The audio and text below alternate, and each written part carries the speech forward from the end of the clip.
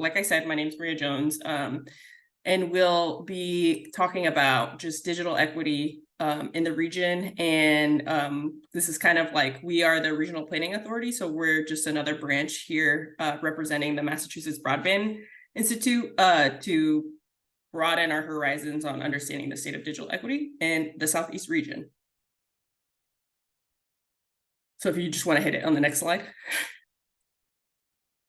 So today we're just gonna, again, go over digital equity. We're gonna go over our community asset mapping tool. We're gonna give like a brief demonstration of the tool. We're just gonna go over other digital equity initiatives around the Southeast region, and we're just gonna open it up for questions and discussions.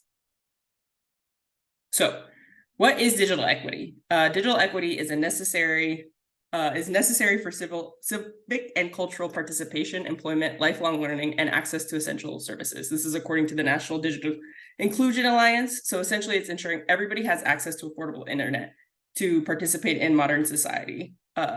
Specifically, we know that the gaps to digital equity, if you go to the next slide, we can see, what is required for digital equity. We need a connection. We need fast, affordable internet.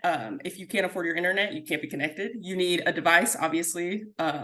So a computer or a laptop and a router to make sure it works. And even with both these things, the important part is the ability to be able to use these things as well. So if you don't have all of these things, this is really what is impacted. We obviously know all about social media and how connected we all are. But it also affects workforce preparedness. So one's ability to enter the workforce if you need to apply for jobs online, civic participation. So knowing about meetings like this, or being able to register to vote, reading the news, other stuff, access to healthcare. Most of our insurance information is online, and knowing where your doctors are is also important to have access to healthcare. You also, especially for school-age children and college students in particular, you really need an ability to use a laptop. Most of the work is done online these days, and financial resources. So access to opportunities you might need, as well as just generally banking, if you think of it. So a lot of things.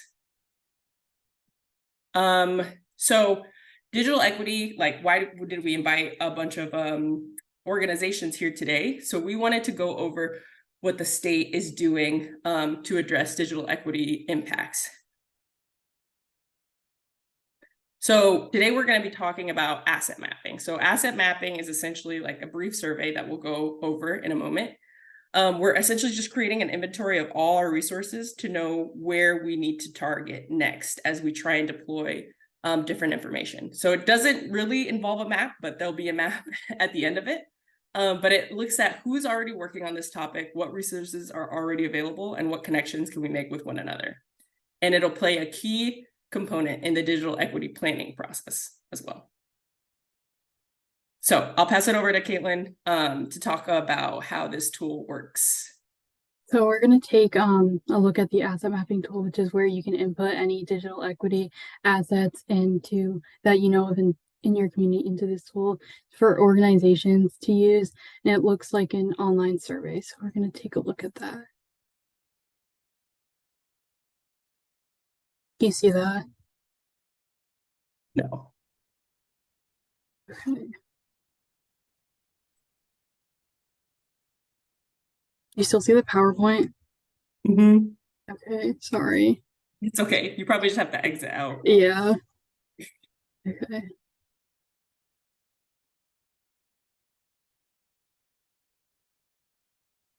Okay, so we're going to go through the survey, and it just gives some background information up top about asset mapping and some of the examples of the assets that you can log into this tool.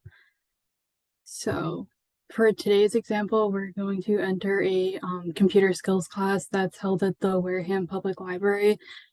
So for that, the first question asks what kind of asset you would like to submit. You would click organization, and then the name of the organization. So it's the Wareham Free Library.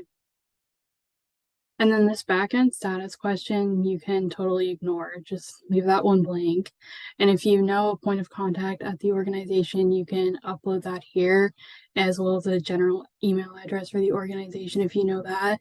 and then the address for the organization. So put the whole thing in, but I'll just say Wareham.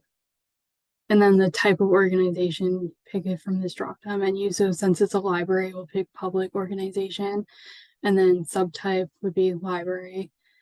And then it asks what kind of work this organization does related to broadband access. So since it's computer classes, digital literacy classes, the type of work would be digital literacy, but there's other options as well. And then geographic scope, it asks where it's located. So this one would be hyperlocal since it's happening at a specific library. And then which region, since we're in the southeast, Wareham would be, we'd pick southeast, and then it asks which municipalities particular you would type in Wareham or whatever town you're looking for and click that. And then this question asks if any certain covered populations are helped in particular. So this one's not any in particular, but some focus on like youth or the aging population. So you would say that here and click what applies. And then you would also share anything else you think is important for them to know, and then you would submit it. We've already submitted this one to the tool.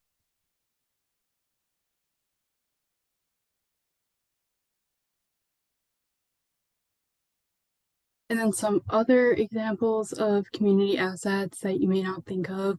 So a library who points people in the direction of relevant digital equity programs, that would be considered an asset to the community. For example, in Lakeville, the Lakeville Public Library has a hotspot lending program where people can check out hotspots so they have internet at home.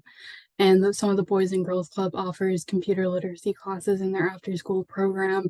And the Department of Transitional Assistance work programs provides workforce training, including computer skills classes. And in terms of what we need from you is inputting any community digital assets that you know about into the asset mapping tool. The asset mapping tool is mainly for organizations to use. So this isn't a survey to be distributed to the public or individual, for people from organizations to input information into.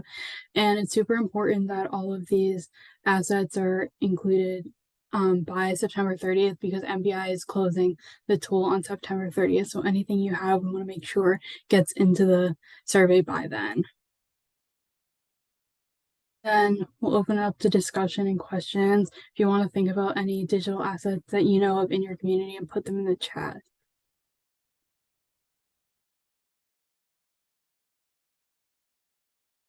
I know some folks came in late, but just so everybody knows, we'll be making sure these slides are available to everybody on our website. I'll put a link to our website as well. And you can feel free to look for the slides and also look for any more information. I've also put in the tool as well, so would love to have you guys populate that.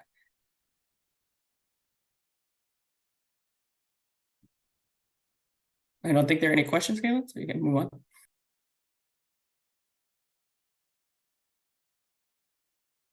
So further resources and initiatives, the MBI Digital Equity Survey is going to be distributed, and that is for use for individuals of the public to use.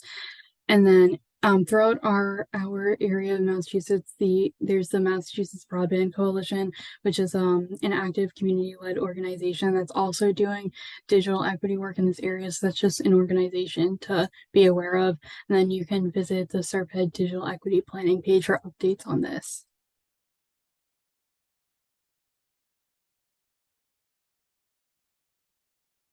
So thank you again. I know this was a lot shorter than we anticipated. I'll be sure to, we'll be sure to follow up with the slides to the presentation, but last minute for any other questions or additional thoughts about any assets in your community, we'd love to hear about them in case you don't have the time. And we also, and I think Caitlin mentioned this in the last slide, the Massachusetts Broadband Institute has a survey for individuals in the region as well, if you wanted to display that or post that somewhere if you work in an organization. But that's it. Anything else or any other ending thoughts from anybody?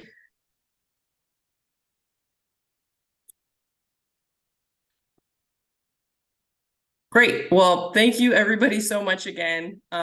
Really appreciate your participation in this and hope that we can get some good assets mapped. Thanks so much.